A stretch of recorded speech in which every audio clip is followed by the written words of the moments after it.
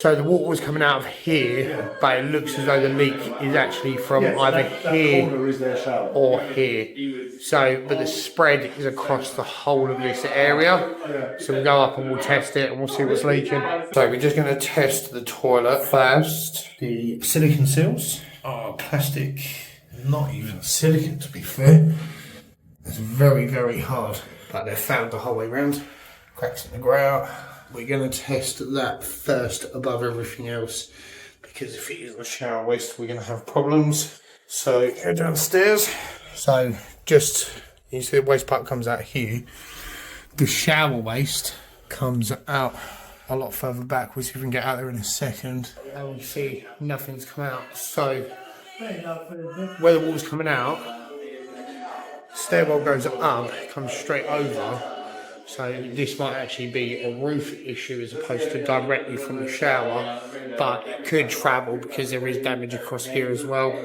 This might just be the lowest part where it's just sitting. So we've got the connections here. I'm assuming this is the shower waste connection, which will run directly underneath the floor at the lowest point. Where are we? There we are.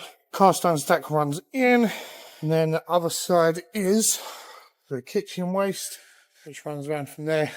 And the condensate for the boiler. Boiler's out here. We do have an issue with the condensate not actually being connected. So the condensate is now connected. Condensate is corrosive. So there may be issues with the pipework corroding away. It doesn't look like it's anything important.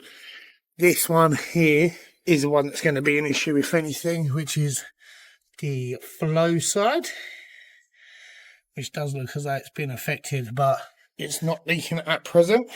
So the kitchen waste will actually run somewhere else. Not sure why we've got a pipe that runs across here unless it is just for the condensate, which it could well be. So now we'll test the basin. We'll actually leave that running, which you can hear is running directly into the stack from the toilet. So we'll go and check the shop just to be sure. With that running, nothing coming out. So we're now going to test the shower. We got to test the shower two different ways. Turn that off. So the first thing we're going to do is test the pipework we can't see. So what we do is we take the shower head off. This one, annoyingly, actually has no rubber seal on it. So let's see if we got one of these in the van. So we just turn the water on, not too fast, but just enough so we got a flow. So we have it running through just the waste connection. We're going to have to leave that for a few minutes. So having that on test for quite a while, still nothing has come out. So what we're going to do is we're going to measure the distances. So we've got the external wall, which is going to be here. To measure it across to there, which is going to be, which is 40045. So from what I can tell, from the entrance to the shop back, we haven't really got a lot of reference point to get this measurement. So we're going to have to go back from there. So it's in 12153. So because we've got different measurements, we're basically just going to have to try and work with what we've got. So that's 272 plus 1.2. So the water's going to be out the back here. Then we've got to get 12 metres-ish from the front. So we've got 4.5 there, 4 there, plus the depth of the wall. So let's say 4.787, and then from here to here, another 2.5. So the leak could be travelling across slightly, but we've had that running for a while. No leaks coming from there. Now we'll spray test everything. Just want to check the trap, see if we've got any cracks, which we don't seem to have. So we've got water under here. If it focuses, there we go. We've got water under here. We've got possible silicone that's failed. Let's see if this is actually tight. Can't we do that single-handedly? Let's tighten that up a bit more. So that was loose. We've now tightened it. Plonk this back in, just to get to a certain point. Chuck the cap back on. And now we'll recreate a shower without me in it. Now we'll spray the entire enclosure. See if we get any water coming out anywhere. You can see the water is leaking out of the hose because there's no washer, so we'll see if we can get one of them, which could well be. So the shower holder doesn't actually hold the shower head properly. It just falls back down. So now we've got the water spraying. Let's see if we can go downstairs and see if there's a leak. I have just tightened up the waste connection.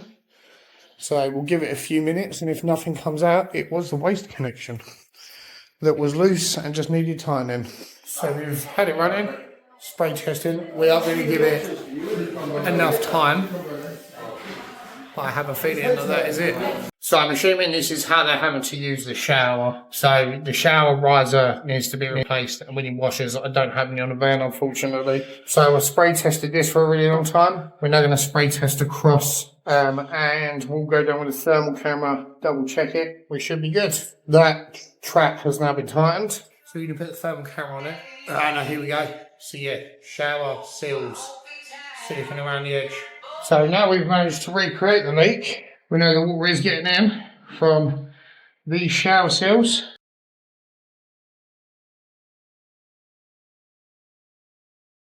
So, just going to remove the shower seals or the silicone, and look at that. So not only did they use what looks like constructive sealing adhesive, it didn't even take off the old shower seals. So no doubt we're going to find some fun prezzies behind there. Okay, so now we've got the seals out. I say seals like they're actually doing anything. We've got quite a big gap under here where all the water's been going. All this back stuff is a mould from behind, so I have no doubt these walls are going to be wet, which is probably why the grouting is cracked.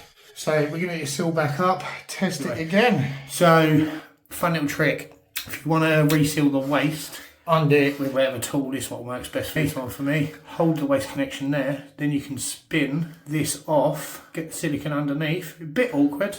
Okay, so silicone the whole way round. Resealed the waste. Sealed the shower hose onto the shower head, and then I couldn't get the actual holder for the shower head, so we've just put a bit of tape around it for now to get it in the right position.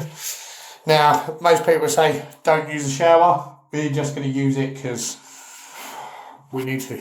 So we're going to leave this running, and then we'll check downstairs and make sure there are no leaks. The shower's now running. It's been off for about half an hour, I guess. So we're going to give it a little while. Because the water came through within about 15 minutes, we're going to leave it 15 minutes and then just double check there's no more leaks. The shower has been on test for quite some time. You can see we've got splashed the whole way round. Let's turn that off. And let's go downstairs. We have no more leak. The staining's not really going to come out until this fully dries out, but I'm going to assume that the whole of this ceiling is going to need to be repainted. This crack looks like it's been previously repaired. That's going to need repainting again. And then the lights are going to need testing down here because it did kick the electricity off. Just to make sure there's no corrosion on those either.